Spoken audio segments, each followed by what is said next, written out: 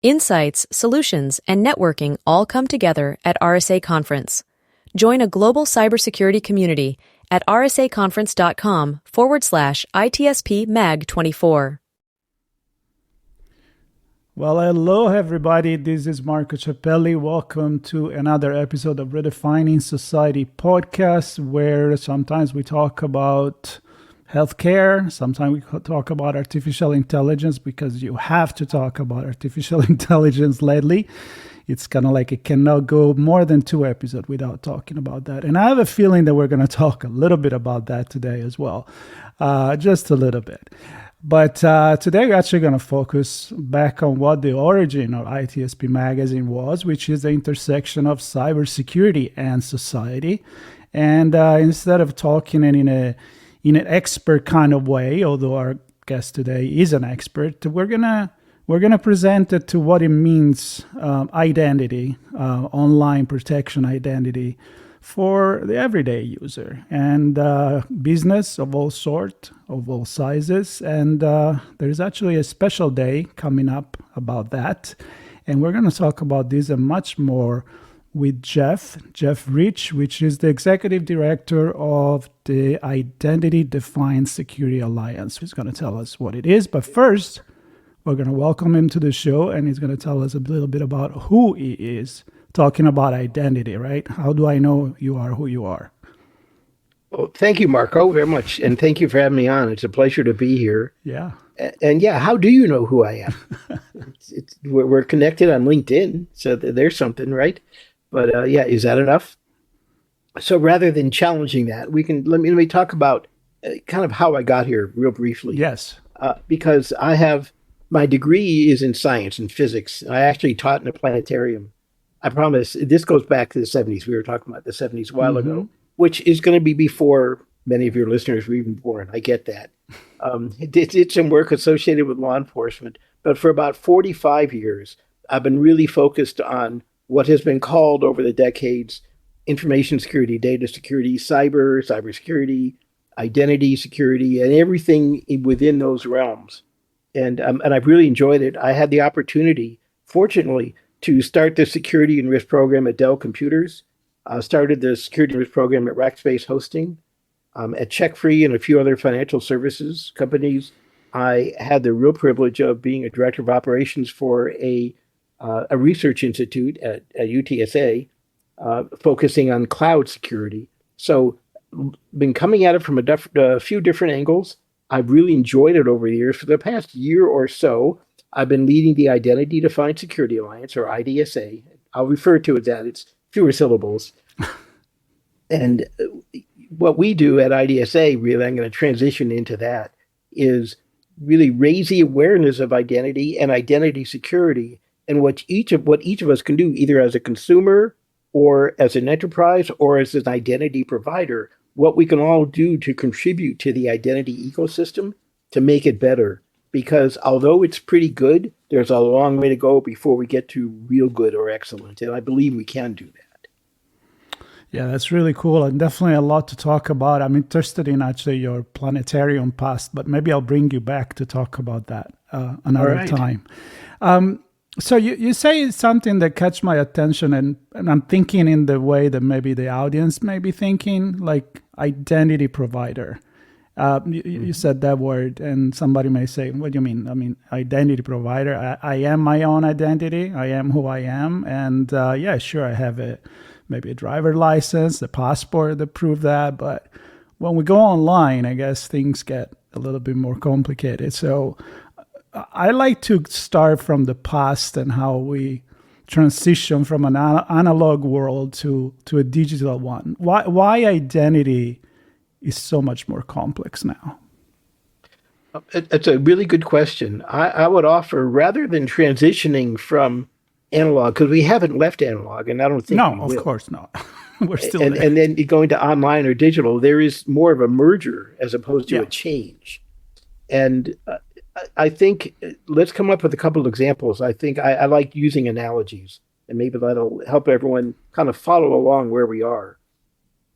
I use the phrase identity provider, and Marco, you asked, what is an identity provider? It's going to depend on the context. But you use the example of you have a driver's license. So you did not issue that driver's license. Very likely the state, if you're in the US, the state you're living in issued your driver's license. So the state government is an identity provider. Now, all that identity does with your driver's license is validate or authenticate your personal identity, which you still own. And I would offer most consumers need to start doing a better job of really owning their identity. And we can talk about what that might mean. Mm-hmm. But the identity provider, that's the state government, did provide a way of authenticating to a level of standard that every other state in the United States recognizes. They'll say, oh, I'll accept your driver's license as a valid ID. They won't say, well, yeah, that came from Texas, or we don't accept driver's license from Texas, so you need to have another form of identification.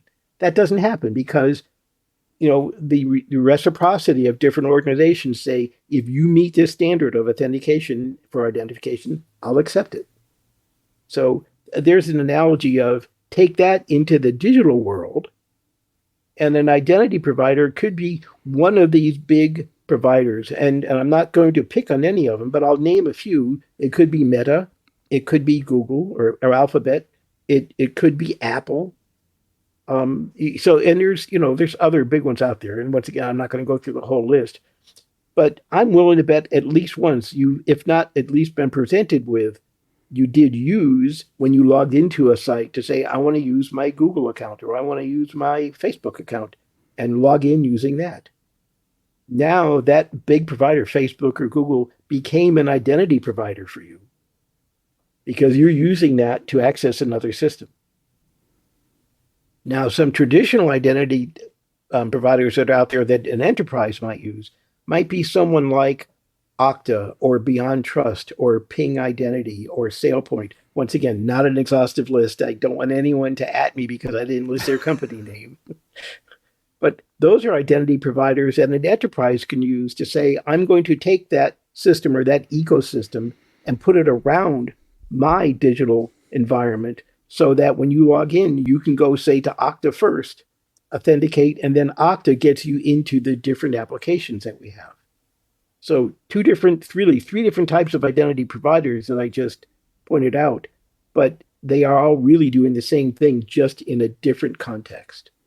So to connect the things, what make something an entity, an organization, an identity provider is the fact that they have enough information or they cross-reference enough information about you that they can clearly and surely say that you are who you say you are.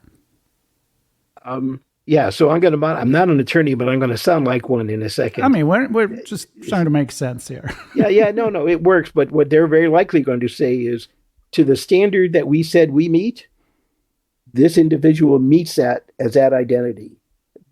Most identity providers won't say, without a question of a doubt, I know it's this person, right? Because there are other factors which we can get into. But let's say it's Okta or it's Facebook or it's Google.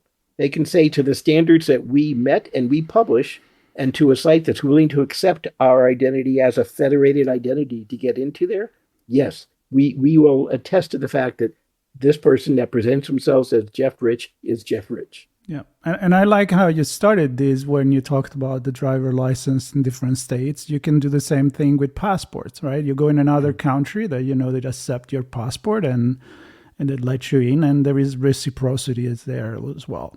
So that's all great, and I think is part of our society and our social contract and the way that we live together in a large world. Where does the problem comes in when we talk about cybersecurity?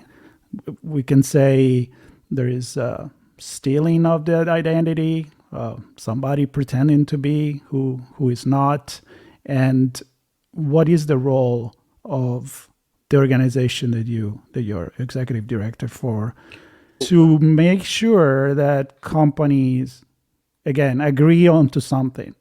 I guess it comes down to this, right?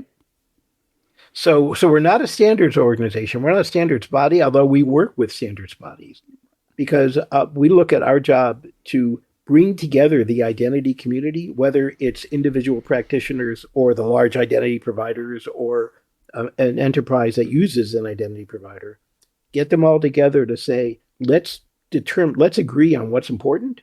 Let's agree on what we need to be able to do. And let's become a voice of the identity consumers, which is now everyone on that ecosystem, to influence the standards bodies and the identity providers so that everyone can raise the level, because simply raising the level of one doesn't affect everyone else. We need to get everyone together so they can raise that level of security. As an example, let's say that, and I'm going to use another analogy, and you talked about stealing an identity. They're in the analog world, in pre-digital, go back to the 70s again, right? It was relatively easy to steal an identity. It was not very sustainable. And there are two ways. One, you could take someone's ID and then compromise it, put your picture in. And, the further back in time you go, the easier that was to do. And eventually passports and driver's license became more tamper evident. But still, you could do that. Or you could, like many people did in high school and college, depending when you were, you're laughing. I was just thinking when you say how easy it was, I never said I did it, but I know people. Oh, no, I'm not accusing you of anything. But, back then there were people who would say, hey, for $25, I'll give you a fake ID and you can get into the club or into the bar, or you can go buy some booze or whatever it is you want to do, right? So identity theft has always been around, and false identities have always been around. What's changed in the digital world, though, is just like everything else you can do with the computer, you can do it faster and better. Now, that means if you're doing something wrong, you'll do it wrong faster. Let's just keep that in mind. Or when the crooks try to steal something from you, when they're effective at it, they can steal it faster, and in some cases, doing it without being noticed for a while. And that's where the real big difference comes in. And for anyone that says, well, that really doesn't affect me, I dare anyone that's over the age of 18 to say, I've never had my identity compromised, either as simple as having a credit card number used improperly, or information about you at one of the retailers you use was disclosed, or a healthcare provider, or the multitude. No one is in the situation that I'm aware of that have said that's never happened to me. Yeah. And with all the and news, if you do say that, you're not paying attention. Yeah, especially exactly because all the news of the cyber attacks and breaking into large organization. I was just actually reading an article this morning where a target, it's I think it's the first few grades of elementary school, where if they get breached and they get information about kids, and then they resell it to the black market, that value of the kid's identity, it's incredible and dangerous for the future as well. And parents don't think like, oh, what they're going to do? They're not going to open a bank account with my kid name. Well, think again, actually, right? Yeah. And more than a bank account, they're very likely going to take out a loan. Right. Yeah. So, and when that starts, and I'm here not to chastise anyone either, but for parents that are very proud of their children and post everything they do and their name and information and the school they go to and everything else, on Facebook or Instagram or TikTok, the more you do that, the more likely the situation you just described is to happen. Right. Because you're putting all that information out and exposing it. Yeah, and it's complicated for the everyday user. I mean, we are in cybersecurity. We talk cybersecurity. We think about that kind of stuff, and I feel it's still hard to keep your eyes open on everything. But everyday people that are not in this business, it's a taunting job even to understand that. So with this, I'm going to a double question, which is the same but applies to two different parties. So on one side, I want to talk about again what the IDSA does, but also the importance of having a day dedicated to talk about this. And I know that you guys talk about this with companies, so at a business level, and you talk about that as an informational tool for the consumers. So what is the different angle that you use to talk to the business and to talk to the consumers? So our main constituency is business. So that's where the majority of our statements are. But we know that the value exists with when you get down to identity, eventually you render identity down to a carbon-based unit that has a birth date and a name, right? That eventually identity gets to that. Now, I'm going to say that because there are a lot of non-carbon-based unit identities out there. And let me give you the quick example. Then I want to talk about how our message gets out. And then you referred to Identity Management Day, which I definitely want to talk about here because that's coming up very soon. So I'm assuming, Marco, you have a smartphone, right? No, I don't. You have a flip phone. Okay. I have a rotary phone. Oh, you have a landline rotary phone. Okay. No, we have smartphone. Who doesn't? Of course you do. Most people do now. So there's an identity embedded within the chips that are inside that smartphone that identify the device, and you associate your identity with those silicon-based identities while you own and use the phone. And that's good because you have a relative level of security, although we'll talk about why I think that may not be secure as you think when you use a phone, right? Now, at some point, you're going to get rid of the phone. You may give it to a nephew. You may sell it. You may just actually destroy it. There's a lot of things you can do when you're done using that phone. If you are taking the right steps and follow a good practice, you delete all of your information and you ensure all of your information is no longer associated with that. You can't delete those silicon-based identities. And those are identities that are used to access systems, just like your user ID is. But you have to disassociate yourself from that. When you don't, then someone could steal your personal identity by having your phone. So not all identities go back to people. And as each day goes by, that proportion is changing. And the number of people identities proportionally grows smaller because think of how many, do you have a computer? I have 3 computers, an iPad, a sound system, a phone, and a smart tablet, another smart tablet. I have at least that many silicon-based identities here that are associated with this in different ways. So I have to find a way to manage that and then disassociate when I'm done. So that's a consumer part of it, all right? And there are good practices that each manufacturer will give you. Before you sell your device, you should always look for that. Before you sell your device page from the manufacturer and go through that. I recommend going through it twice just because I'm paranoid, but fine. So that's really the consumer part of it. Part one of the consumer. Part two of the consumer is delivering the message to the retailers and websites that you deal with to say, my identity is important. I'm not simply going to click, yes, I accept everything, whether it's cookies or use of my private information, whatever. Read those and consider if you're not comfortable with what it says, don't accept it. Because you're being asked to say, give up some of your privacy or part of your identity so that you get a $5 coupon or you get access to the site or whatever the benefit might be. Do the risk-benefit analysis. I'm not saying the answer is wrong, but you should never just do it without thinking. And most people do. Most people click OK, right? They never read it. Take a look at some, especially some that you think are going to be a website of importance. And the message we want to get to all of the identity providers and the enterprise websites are, you are a custodian of individuals, consumers' identities.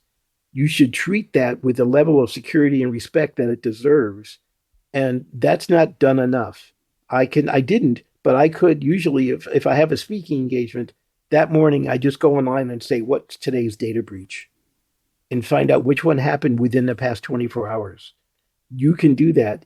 That means that not enough identity custodians are taking the right steps to protect your information. So you need to send a message up. We're working on sending the message in. And in some cases, governments are trying to send the message, say you need to do it as well. But unfortunately, most governments are 5 to 10 years behind on where they need to be for that. So one way we do this that we want to bring awareness to everyone. See, I have the segue buried in there somewhere. Is Identity Management Day, and this is our annual conference. It takes place on the second Tuesday of every April. So this year it's going to be April 9th. And in the past, like last year, for instance, we had almost 1,200 attendees. It's an online event, and it was pretty much focused on the Americas within the Americas timeframe. And we had 93 different countries represented with the attendees. And that made us think that this is not a US only thing. So this year, we decided to take on Identity Management Day around the world. And it's starting at midnight UTC, which is around 10 a.m. in Melbourne, Australia. They actually do have an in-person event, and they're going to be online as well. And they're going to have a series of speakers and sessions. And then there'll be a slight break. And then we're going to go into Europe, Middle East, and Africa, coming out of Paris. And they're going to have about 6 hours of presentations and sessions as well.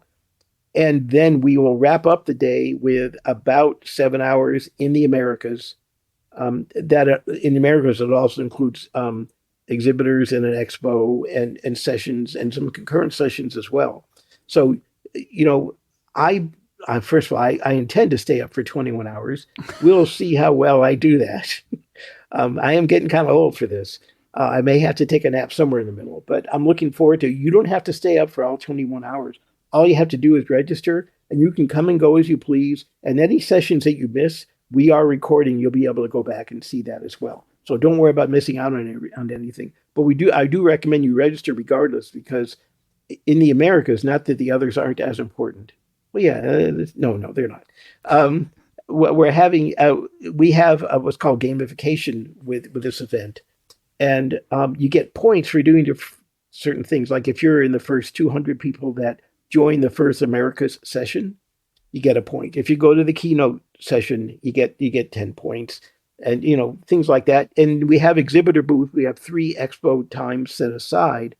If you go to different exhibitors, you get points, just like in an in-person conference where you have the bingo card and they have to stamp it or click a hole in it or something. It's essentially that, but we track it for you. And if you interact with people in the booth, you get more points. Download so there's just activities you can take. And at the end of the day, we'll have a raffle with some prizes, which are nice. And that went over well last year. That was the first year we did that. But what I really like is we are taking an international approach of the same exact topic. We made it very simple. Identity management, period. That includes security and what's going on within each area. In Oceania and Asia, you're seeing a different view than what you're going to see in Europe, which is more digital wallet based. And it's going to be different from what you see in the US, which is going to be more commercial identity based. So it's good you get all those different views. As always, we co-host this with the National Cybersecurity Alliance, and it's co-chaired by Savient. Now, the 2 co-presenters we have around the world are in Australia. Identity XP will be hosting that in Melbourne, and the Secure Identity Alliance will be hosting in Paris. We have a number of sponsors. I won't go through all of them here, just because it's a pretty long list. It's on our website.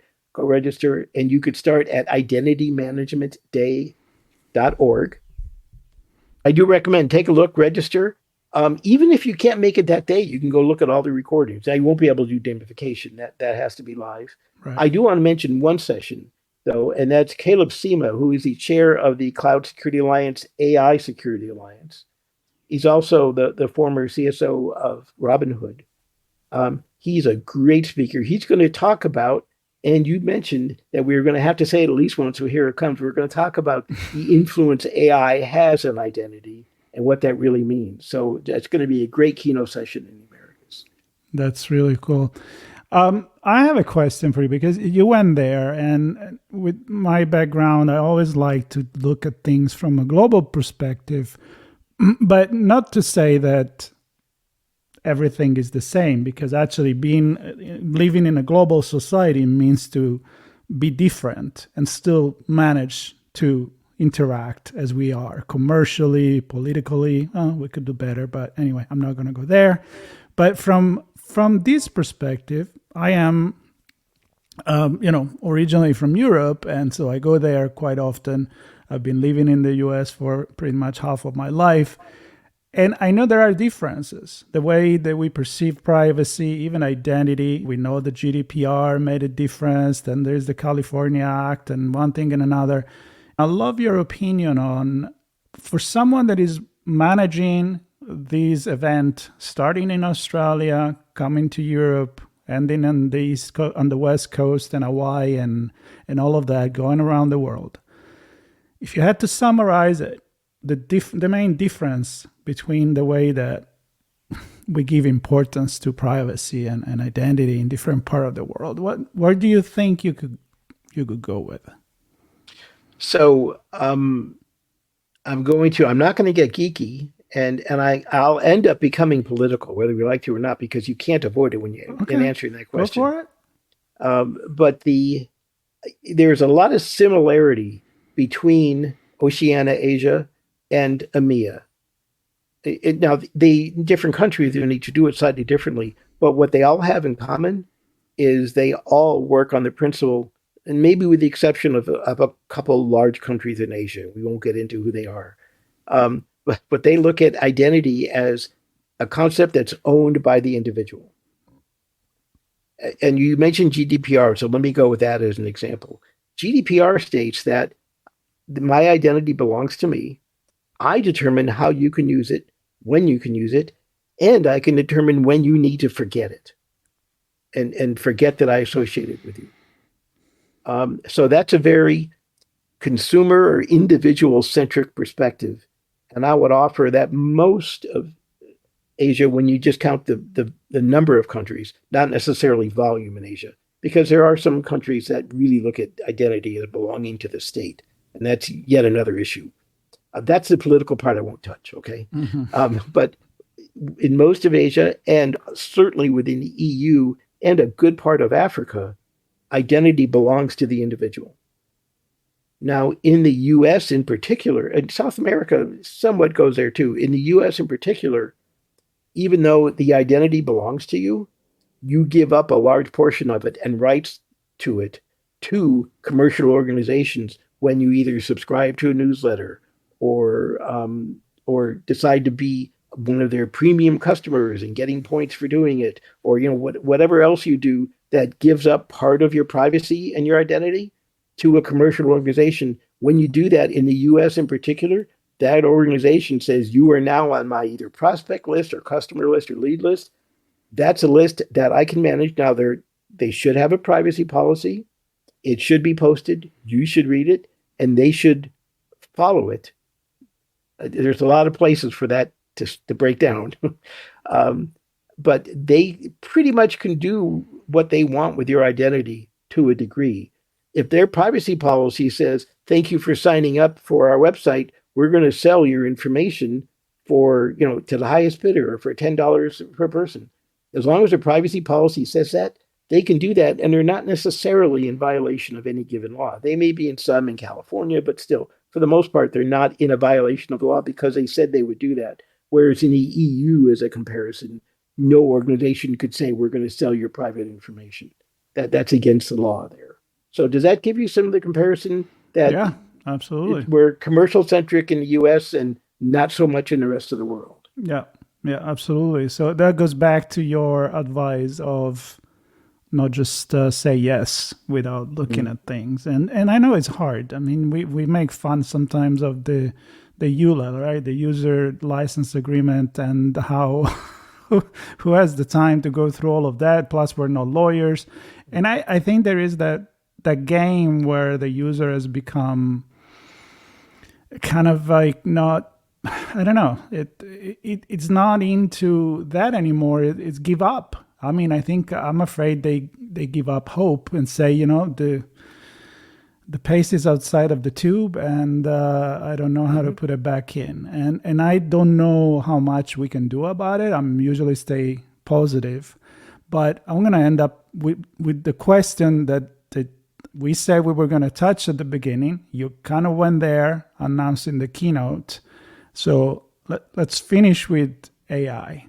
Generative AI in general. I know it could be an episode on its own, and maybe I'll bring you back for that.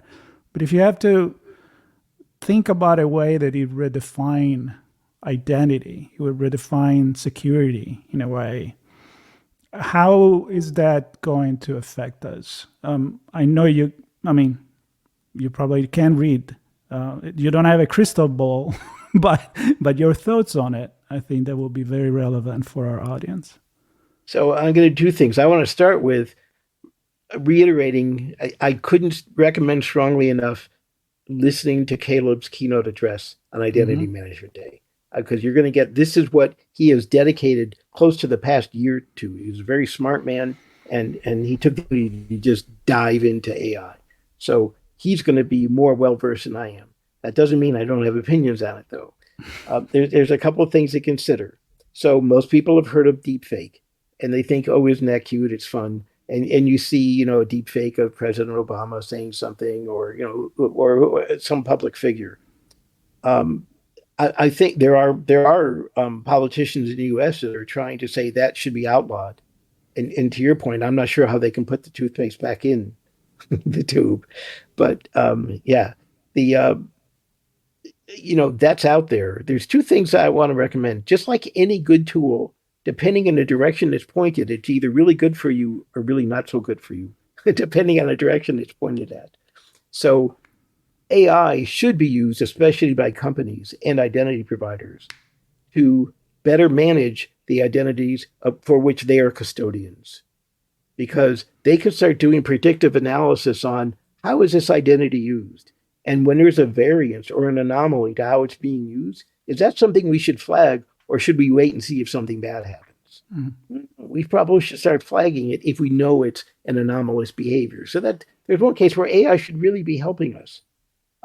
There is the deepfake question that says, there was not too long ago, it was about maybe 4 weeks ago, a case where a CFO was on a Zoom call with the CEO. And I'm putting that in quotes because it was an individual they thought they recognized, when in fact it was a scripted deepfake. It wasn't simply responsive, but it was a scripted deepfake with some response that ordered the CFO to release a few $1 million to this deal that he said he was working on. Of course, it was a fake deal. The CEO never did it.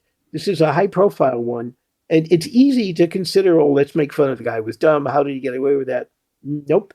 I'll put you in that situation, especially if it's not your best day, and you may have done the same thing. So I really caution people to say, gee, that's not going to happen to me. Let me bring something home, and I don't want to end on a downer, so I'm going to have to come up with something else after it. There's a recent spate, because this is a downer, but there's a recent spate of attacks.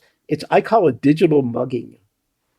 And a recent spate of attacks is happening right now, recently, a lot in Atlanta. Apparently there's a gang that's doing this, where they're targeting young men. They get men coming out of bars or clubs, and they kidnap them. Now, it's going to be for a very short time, and they find a way to incapacitate them, whether it's with, gas they put over their mouth, or they hit them in the back of the head. But and I'm not going to get into details because this is not a how-to lesson. But they incapacitate the individuals and then use their face for facial recognition on their phone and go into Venmo or Apple Pay and transfer money from the victim to their account. And then the victim wakes up, doesn't really know what happened, and then eventually realizes that they have a lot less money than they did before the incident. So I call it digital mugging, right? So this is a case where AI is going to make that easier to do. The bad guys are going to use AI to do that on a larger scale, in my opinion. And I'd like to think maybe without physically hurting the individuals, the victims. But there's a case where AI is not our friend. But when we use AI appropriately to start recognizing when that sort of activity can occur, we're going to be better off for ourselves. And that's only going to happen when governments and standards bodies and organizations like ours influence the identity providers enough to say you need to have these features built in, and influence all of the identity custodians, the retailers and online sites, to say you need to use those tools, and to influence consumers to say you need to not only push up to all of your providers that you need those tools, you need to use them as well. It's easy to say, I want to turn off all the security stuff on my phone because it's a pain. It'll be a pain until your identity is stolen or you lose a lot of money. And then I promise you will be doing all the things I do now. And I'm not bulletproof either, but I like to think I've reduced my risk. I want to run. I don't need to run faster than a bear. I need to run faster than the guy next to me, right? That's such a pretty famous quote in cybersecurity, right? Yes, but it applies to everyone. So, you should make it positive. Yep. And I do want to close with Identity Management Day is a good way for you to learn what practices are out there and who can you talk to and what tools can you use. Yep.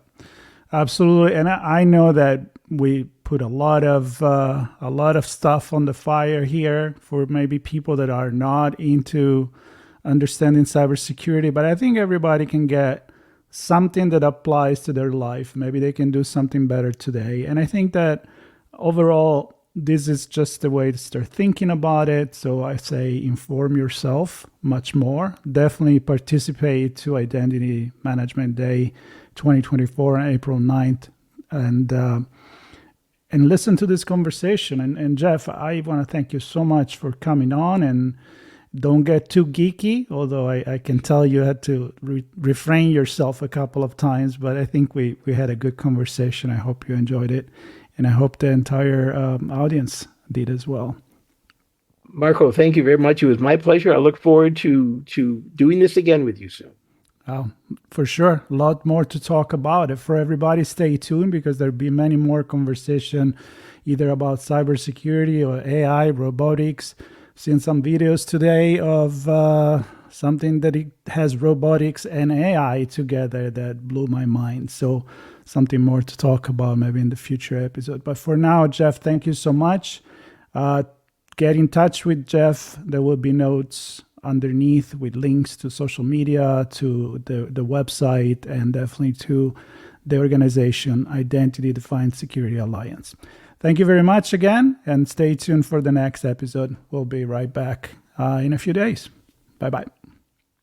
Insights, solutions, and networking all come together at RSA Conference. Join a global cybersecurity community at rsaconference.com/ITSP Mag 24.